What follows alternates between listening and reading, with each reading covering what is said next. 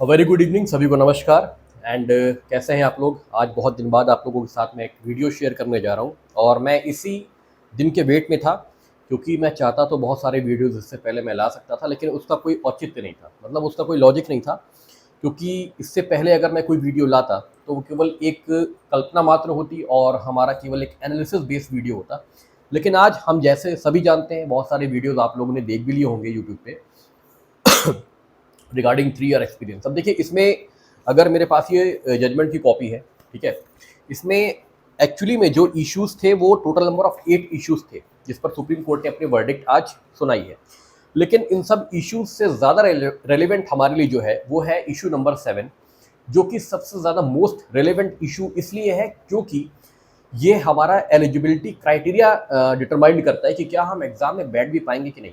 ठीक है, तो मैं आज अपना जो वीडियो है वो इसी पर लिमिटेड रखूँगा कि हमारा जो एलिजिबिलिटी क्राइटेरिया है वो किस बारे में बात करता है और क्या एग्ज़ाम में हम बैठ सकते हैं नहीं बैठ सकते हैं, कब से बैठ सकते हैं और एनरोलमेंट कैसे है, क्या काउंटिंग हो रही है, मैं इस पर बात करूँगा आपकी। ठीक है, तो देखिए, मैं सबसे पहले डायरेक्ट आता हूँ आपका, मैं बताता हूँ।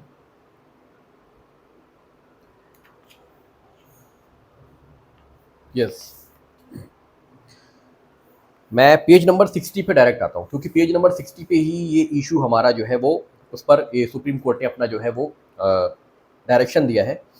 All the high courts and the state government in the country shall amend the relevant service rules to the effect that candidate desirous of appearing in the examination for the post of civil judge junior division must have practiced for a minimum period of 3 years to be eligible for the said examination। मतलब must have been practiced, 3 साल की practice आपकी compulsory मांग रहे हैं यहाँ पे।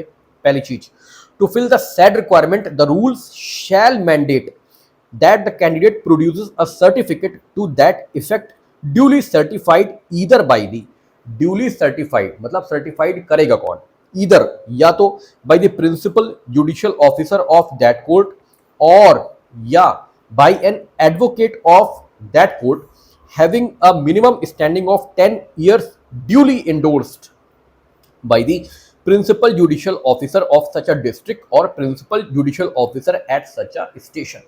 मतलब या तो आपके प्रिंसिपल जुडिशियल ऑफिसर ही उसको क्या कर दें, आपका जिसे कहते हैं कि प्रिंसिपल जुडिशियल ऑफिसर ही आपको सर्टिफाई कर दें, या कोई भी अधिवक्ता बंधु जिसकी प्रैक्टिस 10 साल से ज़्यादा की हो गई है वो आपको सर्टिफाई कर सकता है। लेकिन एंडोर्समेंट तब भी लगेगा साथ में किसका, प्रिंसिपल जुडिशियल ऑफिसर का, जैसे इसमें बोला गया है।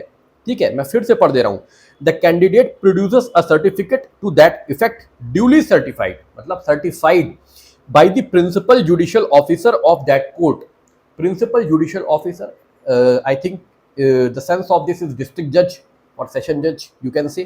ठीक है, और by an advocate of that court having a minimum standing of 10 years. मतलब जिनकी जो क्वालिफिकेशन, मतलब जिनकी जो प्रैक्टिस एक्सपीरियंस है वो 10 साल से ऊपर का है, या तो प्रिंसिपल जुडिशियल ऑफिसर या वो अधिवक्ता जिसकी प्रैक्टिस 10 साल से ज़्यादा की है, वो आपको क्या करेंगे, सर्टिफिकेट आपको इशू कर देंगे। और एंडोर्समेंट साथ में तब भी किसका होगा, principal judicial officer of that district और दैट स्टेशन। ठीक है, तो यहाँ तक बात क्लियर हो गई। उसके बाद insofar as the candidates who are practicing before the high court or this court मतलब high court और supreme court, they shall be certified by an advocate who has a minimum standing of 10 years duly endorsed by an officer designated by that high court or this court। मतलब same condition है कि 10 साल से ज़्यादा के जो practitioner है आप उनके द्वारा आपको सर्टिफिकेट होगा इशू, लेकिन एंडोर्समेंट एंडोर्स कौन करेगा, आपका वो अधिकारी जिसको की high court endorsed by an officer designated by that officer, जिसको कि हाई कोर्ट या दिस कोर्ट ने डेजिग्नेट किया है, वो आपको एंडोर्स कर सकता है। ठीक है, मतलब एडवोकेट साहब भी अपना वेरीफाई करेंगे, मतलब सर्टिफिकेट देंगे और उसी पर एंडोर्समेंट आपके, अगर आप बात करो लोअर कोर्ट्स मतलब डिस्ट्रिक्ट कोर्ट्स की, तो वहां पर आपके जो अधिवक्ता महोदय हैं जिनकी 10 साल से ज्यादा की प्रैक्टिस है, plus endorsement by a principal judicial officer, वो दोनों, या केवल आपके अगर आप प्रिंसिपल जुडिशियल ऑफिसर से करा लेते हो सर्टिफिकेट तो केवल वही। सुप्रीम कोर्ट और हाई कोर्ट में आपके कौन, 10 ईयर से ज्यादा प्रैक्टिशनर, जो 10 ईयर से ज्यादा जिनकी प्रैक्टिस है वो, प्लस आपके जो ऑफिसर डेजिग्नेट किया गया है हाई कोर्ट या सुप्रीम कोर्ट के थ्रू, वो उस पर अपना एंडोर्समेंट कर देंगे। ठीक है। We further direct that the experience of the candidates which they have gained while working as law clerks with any of the judges or judicial officers in the country should also be considered while calculating their total number of years of practices। मतलब we further direct, हम ये भी direct करते हैं that experience of the candidates, मतलब candidates का जो experience count होगा which they have gained, जो उन्होंने गेन किया है while working as a law clerks। ठीक है, जो लॉ क्लर्क्स आपके एज अ लॉ, जैसे कहते हैं लॉ जो इंटर्नशिप करते हैं एज अ लॉ क्लर्क जो ज्वाइन करते हैं, उनका भी एक्सपीरियंस काउंट हो जाएगा इन 3 सालों में। ठीक है, अगर वो law as a law clerk भी वर्क कर रहे हैं तो भी वो एक्सपीरियंस में काउंट होगा। ठीक है। should also be considered while calculating their total number of years of practice. This rule shall also mandate that the candidates who are appointed to the post of civil judges pursuant to their selection through the examination must compulsorily undergo at least 1 year of training before proceeding in a court। मतलब 1 year of training, इसमें और भी चीजें बोली गई हैं। मतलब the rule shall also mandate that the candidates who are appointed, जो अपॉइंट होंगे to the post of civil judge pursuant to their selection through the examination must compulsorily undergo at least 1 year of training before proceeding in a court। मतलब उनको जो वो court में proceed करेंगे, ठीक है, वो प्रोसीडिंग जज बनने से पहले उनको 1 साल की ट्रेनिंग कभी उनको गो थ्रू करना पड़ेगा। ठीक है, मतलब 3 साल की तो आपकी यहाँ पर प्रैक्टिस मांग ही रहे हैं, प्लस आपकी 1 साल की ट्रेनिंग के बाद ही आप प्रिसीडिंग ऑफिसर बन पाओगे। ठीक है। It is directed that number of years of practice completed by a candidate desirous of appearing in the examination for the post of civil judge be calculated from the date of their provisional enrollment registration with the concerned state bar council। मतलब state bar council, जैसे कि मैं अगर अपनी बात करूं तो मेरा स्टेट बार यूपी है, यूपी स्टेट बार काउंसिल है, तो मैंने अगर यूपी स्टेट बार काउंसिल में रजिस्ट्रेशन कराया है तो मुझे वहाँ से एक सर्टिफिकेट इशू होगा यूपी स्टेट बार काउंसिल से, उस पर मेरी एनरोलमेंट डेट, जिस दिन से मैं एनरोल्ड हुआ हूँ एज एन एडवोकेट, ठीक है, एनरोलमेंट डेट वहाँ पर लिखी होगी और सबको जो जिसके पास भी सर्टिफिकेट होगा वो अपनी एनरोलमेंट डेट चेक कर सकता है। ठीक है, उसी से आपका एक्सपीरियंस काउंट होगा। अभी तक केवल इतना बताया, आगे बढ़ता हूँ। It is further directed that the said requirement of minimum years of practice shall not be applicable in cases where the concerned high courts have already initiated the selection process for the post of civil judge junior division prior to the date of this judgment and shall be applicable only from the next recruitment process। मतलब ये एक अच्छी खबर, ये उन सभी अधिवक्ता महोदय के लिए एक अच्छी खबर ये है कि इस जजमेंट, मतलब ये जजमेंट आ जाया है 20 मई को, इससे पहले जिस भी स्टेट ने, जिस भी हाई कोर्ट ने नोटिफाई किया है जुडिशरी के एग्जाम को, मतलब पीसीएसजे के पेपर का नोटिफिकेशन जिस भी हाई कोर्ट ने इशू कर दिया है, वैकेंसी ला दी है इस जजमेंट से पहले, उसमें किसी प्रकार का भी 3 ईयर का एक्सपीरियंस नहीं देखा जाएगा।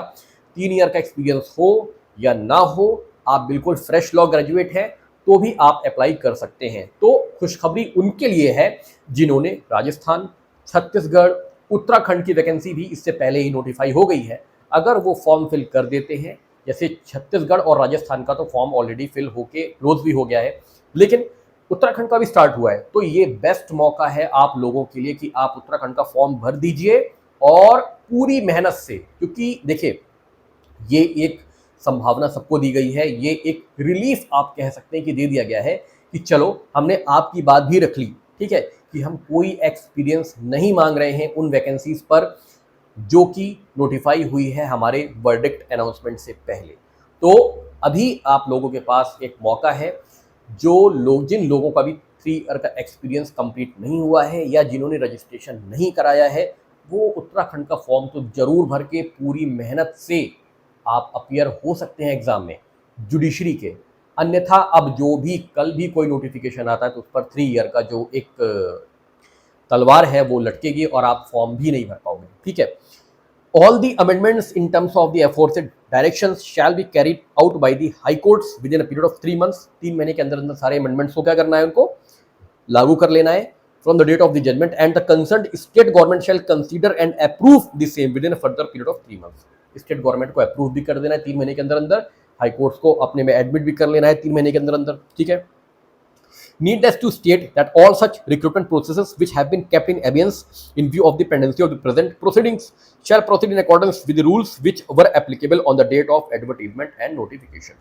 ठीक है, जिनको भी अभी जो भी एविडेंस पे पड़े थे, जिन पर भी स्टेटस क्यों मेंटेन हो गया था, मतलब अभी कुछ नहीं होना, जो कि पोस्टपोन्ड हो गई थी, आप कह सकते हैं, अब वो प्रोसीड कर सकते हैं in accordance with rules which were applicable on the date of advertisement and notification. मतलब जो भी रूल्स थे, क्या रूल थे, जब वो नोटिफाई हुए थे उसके हिसाब से वो प्रोसीड कर सकते हैं, क्योंकि ये जो नई वैकेंसी अब जैसे इस जजमेंट के बाद जो प्रोनाउंस होगी, सॉरी जो भी नोटिफाई होगी, जो भी वैकेंसी जुडिशरी की, उस पर तो 3 इयर्स का लागू होना ही है, ठीक है। लेकिन जो ऑलरेडी नोटिफाई हो गई थी, जिस भी रूल्स के बेसिस पे, जो भी रूल्स थे नोटिफिकेशन में, उनके बेसिस पे वो प्रोसीड कर सकते हैं आगे, ठीक है। We place on record of our deep gratitude, इससे मतलब हमें नहीं है। तो बेसिकली इशू नंबर 7 हम लोग के लिए भी ज़्यादा वैल्यू रखता है, क्योंकि देखिए प्रमोशन से हमें अभी मतलब नहीं, हम अभी अपॉइंट ही नहीं हुए हैं। सबसे पहला कि हम अपॉइंट हो जाएं, अपॉइंट होने के बाद आपको खुद ब खुद सारे रूल्स मालूम पड़ जाएंगे। तो बाकी रिजर्वेशन क्या है क्या नहीं है वो भी मैं सब वीडियो में ले आऊँगा, हर वीडियो में ले आऊँगा, लेकिन एक वीडियो में पूरे के पूरे 9 इशू 8 इशू को आपके साथ डिस्कस कर लेना ना मेरे लिए ठीक है ना आपके लिए ठीक है, ठीक है।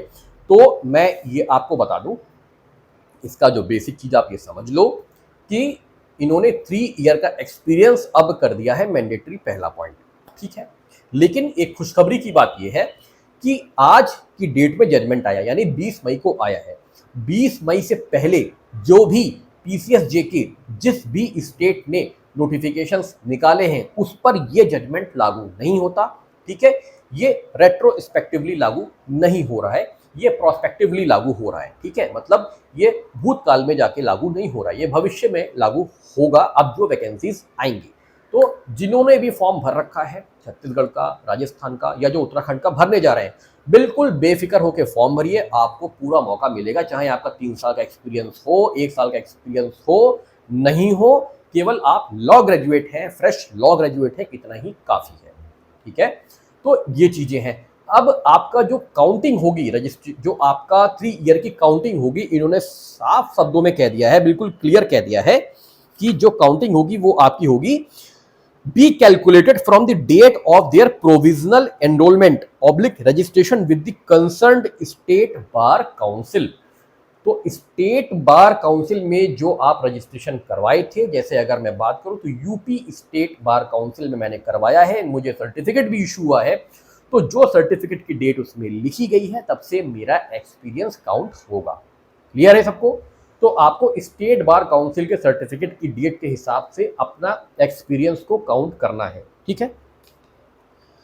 यहां पर और कुछ भी नहीं बोला गया है, यहां पर और कुछ भी नहीं बोला गया है। आपका जो एक्सपीरियंस है वो आपका डेट ऑफ रजिस्ट्रेशन से काउंट होगा जो आप अपने स्टेट बार में कराओगे। अब इससे ज़्यादा कुछ भी नहीं बोला गया है, ठीक है। तो ये चीज़ें थी एक बहुत मोटी मोटी, और इससे ज़्यादा इस जजमेंट में केवल और केवल आपके एलिजिबिलिटी के लिए कुछ भी नहीं बोला गया है। 3 साल का लागू हो गया है, लेकिन जो वैकेंसीज नोटिफाई हो गई हैं जुडिशरी PCSJ की, उस पर कोई भी इफेक्ट नहीं है, जो भविष्य में आएंगी उस पर इसका इफेक्ट होगा, ठीक है। तो जिन्होंने भी फॉर्म भर रखा है उनके पास बहुत ही गोल्डन मौका है कि वो अभी क्लियर कर ले, वरना फिर उनको 3 साल तक, 2 साल तक, 1 साल तक, जितना भी आपका टाइम बचा है आपको वेट करना पड़ेगा। और एक चीज और क्लियर कर दूं, ये एक प्रोफॉर्मा होगा जब भी आपका नोटिफिकेशन आएगा, ठीक है। देखिए जब भी, जहां तक मैं समझ पा रहा हूं, क्योंकि अभी ये सर्टिफिकेट का प्रोफार्मा क्या होगा ये किसी को नहीं पता, ना मुझे ना आपको पता, ठीक है। आई थिंक सो, जहां तक मैं समझ पा रहा हूं, जब ये नोटिफिकेशन इशू होगा, नोटिफिकेशन इशू में प्रोफार्मा आपको प्रोवाइड किया जाएगा। उस प्रोफार्मा को आपको सर्टिफाइड करवा के, एंडोर्स करवा के और तब सबमिट करना होगा, जहां तक मैं समझ पा रहा हूं। तो इसके लिए परेशान मत होइए, ये फॉर्म के थ्रू ही मेरे ख्याल से हमको और आपको मिलेगा, और हमें तभी इसको सर्टिफाइड करवा के और जिसे कहते हैं कि हमें इसको डॉक्यूमेंट को सबमिट करना पड़ेगा, और फिर हमारी जो है एक्सपीरियंस जो है वो काउंट हो जाएगी लोक सेवा आयोग में, ठीक है। तो फ्रेंड्स, आशा करता हूँ कि ये वीडियो आपको समझ में आया होगा। तो केवल दुख भरी खबर नहीं, ये खुशखबरी भी है कि इतना रिलीफ दिया है सुप्रीम कोर्ट ने, ऑनरेबल सुप्रीम कोर्ट ने इतना रिलीफ दिया है कि जो भी नोटिफिकेशन आए हैं उस पर इसका कोई प्रभाव नहीं है। मैं अपने वीडियो में बहुत पहले से बोल रहा था कि छत्तीसगढ़ का फॉर्म भर दीजिए, जो भी स्टेट आपको लग रहा है कि आपको फॉर्म भरना चाहिए, केवल अपना होम स्टेट छोड़कर आप फॉर्म जरूर भर दीजिए। और देखिए, जिन्होंने भरा होगा आज उनको फायदा मिल रहा है। तो यहाँ पर दोनों ही बात हो गई, ठीक है। मैं बोल रहा था कि हो सकता है एक्सपीरियंस ना भी लगे, तो देखिए एक्सपीरियंस नहीं भी लग रहा है, उन नोटिफिकेशंस पर कोई भी इस जजमेंट का फर्क नहीं पड़ रहा है जिनकी वैकेंसीज ऑलरेडी नोटिफाई हो गई हैं, और अब जो होंगी उस पर पड़ेगा, ठीक है। तो दोनों ही चीजें हुई हैं हम लोगों के साथ, तो इसलिए बिल्कुल परेशान होने की आवश्यकता नहीं। और जो पीसीएसजे नहीं दे पा रहे हैं, ठीक है, उनके लिए भी कोई घबराने वाली बात नहीं है। आप एपीओ की तैयारी करो, आंख बंद करके एपीओ क्वालिफाई करो, ठीक है। आपको ब्लैंक नहीं बैठना है, आप अपना टाइम जो है वो इन्वेस्ट करो एपीओ की प्रिपरेशन में। यदि आपका अभी 1 साल बचा है एक्सपीरियंस कंप्लीट होने में, या आपने फॉर्म नहीं भरा है, आपका 1 साल बचा है, या अभी आप जस्ट लॉ ग्रेजुएट हुए हो फ्रेश, ठीक है, तो आप अपना एपीओ की तैयारी करो, क्योंकि एपीओ की वैकेंसीज भी बहुत जल्दी नोटिफाई होने वाली है और उसमें किसी प्रकार का कोई भी रिस्ट्रिक्शन प्रोहिबिशन नहीं है, और ना ही एपीओ में मुझे लग रहा है कि अभी कुछ ऐसा होने वाला है, ठीक है। तो सबके लिए एक अच्छी खबर है, आप एपीओ की तैयारी करो। अगर आप इसमें नहीं एप्लीकेबल हो पा रहे हो, अगर आप इसमें नहीं एलिजिबल हो पा रहे हो, तो आप एपीओ की तरफ बढ़ सकते हो अच्छे से, बिल्कुल फोकस होके। और यदि आपने फॉर्म भर दिया है, आपका एक्सपीरियंस नहीं है, तो भी आप जुडिशरी की तैयारी भी करो, एपीओ की तैयारी भी करो। और यदि आपने ना फॉर्म भरा था, ना ही आपका एक्सपीरियंस कंप्लीट हुआ है, रजिस्ट्रेशन नहीं हुआ है, आप एपीओ की तरफ जाओ, ठीक है। तो किसी के लिए भी ये एक बहुत बुरी खबर नहीं मान सकता मैं, ठीक है। ये खबर ठीक है, सही है, ठीक है। सबको देखिए, सबको कुछ ना कुछ मिल गया। जिन्होंने फॉर्म भरा, एक्सपीरियंस नहीं है, वो पेपर दे सकते हैं। जिन्होंने फॉर्म नहीं भरा, वो पेपर नहीं दे पाएंगे, ठीक है। एपीओ सबके लिए खुला हुआ है। 3 साल का एक्सपीरियंस सबसे मांगा जा रहा है, किसी एक व्यक्ति से नहीं, ठीक है। तो हाँ, लेकिन ये है कि देखिए, अब एक्सपीरियंस जिसे कहते हैं कि कैसे मॉनिटरिंग होगी, कौन रेगुलर प्रैक्टिस कर रहा है, कौन नहीं कर रहा, अब इस बात का कोई वैल्यू नहीं रह जाती, ठीक है। तो आज के वीडियो में इतना ही। जो भी सवाल जवाब आपके हो, आप मुझसे कर सकते हैं कमेंट बॉक्स में, व्हाट्सएप पे। मेरे चैनल का नाम है जुडिशियल एस्पिरेंट, और अब मेरा एक प्लेटफॉर्म बन चुका है, एक मेरा अपना ऐप आ गया है जुडिशियल एस्पिरेंट्स के नेम का। तो please, it's a request to all of you कि आप उस ऐप को डाउनलोड कर लीजिए। और अब बहुत जल्दी, क्योंकि अभी नया ऐप बना है, नया प्लेटफॉर्म आया है, तो थोड़ा सा टाइम मुझे लग रहा है चीज़ों को, उसमें कंटेंट को अपलोड करने में, लेकिन श्योर है कि मैं उसमें कंटेंट अब अपलोड करना शुरू कर दूंगा। फ्री भी, पेड भी, क्लासेस भी, सब कुछ होंगी। तो आप लोग कृपया करके ऐप को जरूर डाउनलोड कर लीजिए। और इन्फॉर्मेशन ठीक लगी हो, मैंने आपको समझा दिया हो ठीक से, तो चैनल को लाइक, सब्सक्राइब और शेयर जरूर कर दीजिएगा। मैं लाइव भी आऊँगा और वीडियोज़ भी लाऊँगा। टिल देन, सभी को नमस्कार और धन्यवाद।